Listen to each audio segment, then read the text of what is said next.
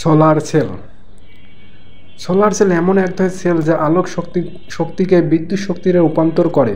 Solar সেলের নীতি photovoltaic অ্যাকশনের মতোই।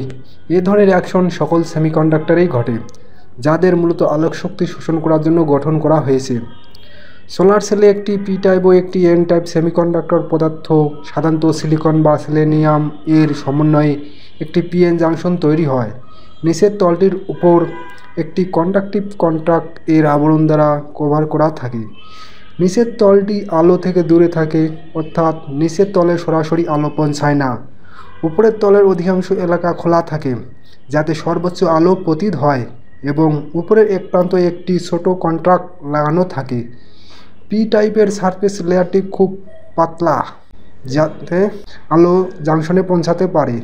সোলার সেল তৈরিতে সচরাচর সিলিকন ব্যবহৃত হয়, তাছাড়া কখনো কখনো সেলেনিয়ামের পিএন জাংশন তৈরি হয়। সোলার সেলের ওপর যখন আলোক রশ্মি পতিত হয়, অর্থাৎ সোলার সেলের পিএন জাংশন এ যখন আলোক রশ্মি দেওয়া হয়, তখন ইলেকট্রন হোলের মধ্যে পেয়ার সৃষ্টি হয়, যা জাংশনের নিকটে অবস্থান করে। পজিটিভ ও নেগেটিভ আয়ন সৃষ্টির মাধ্যমে পিএন জাংশনের নিকটে একটি ইলেকট্রন ফিল্ড সৃষ্টি করে, যা জাংশনের আড়াইতে একটি পটেনশিয়াল তৈরি করে।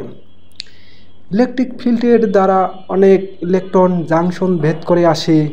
আলোর তীব্রতা যদি বাড়ানো হয়, তাহলে জাংশন দিয়ে আরও বেশি পরিমাণ ক্যারিয়ার মুভ করে। জাংশনের মধ্য দিয়ে প্রবাহিত কারেন্ট আলোকের তীব্রতার সমানুপাতিক। সেলের টার্মিনাল ভোল্টেজ সরাসরি আলোকের তীব্রতার সাথে সমানুপাতিক। এক্সটার্নাল লোডের ওপর নির্ভর করে সেলের ভোল্টেজ সর্বোচ্চ 0.6 ভোল্ট হতে পারে। অনেকগুলো সেল যদি অ্যারোতে সাজানো হয়, তাহলে আরও বেশি ইলেকট্রিক ভোল্টেজ উৎপন্ন হবে। যখন সেলগুলোকে সিরিজে অথবা প্যারালালে সাজানো হয়, তখন ঠিক ব্যাটারির ন্যায় কাজ করে।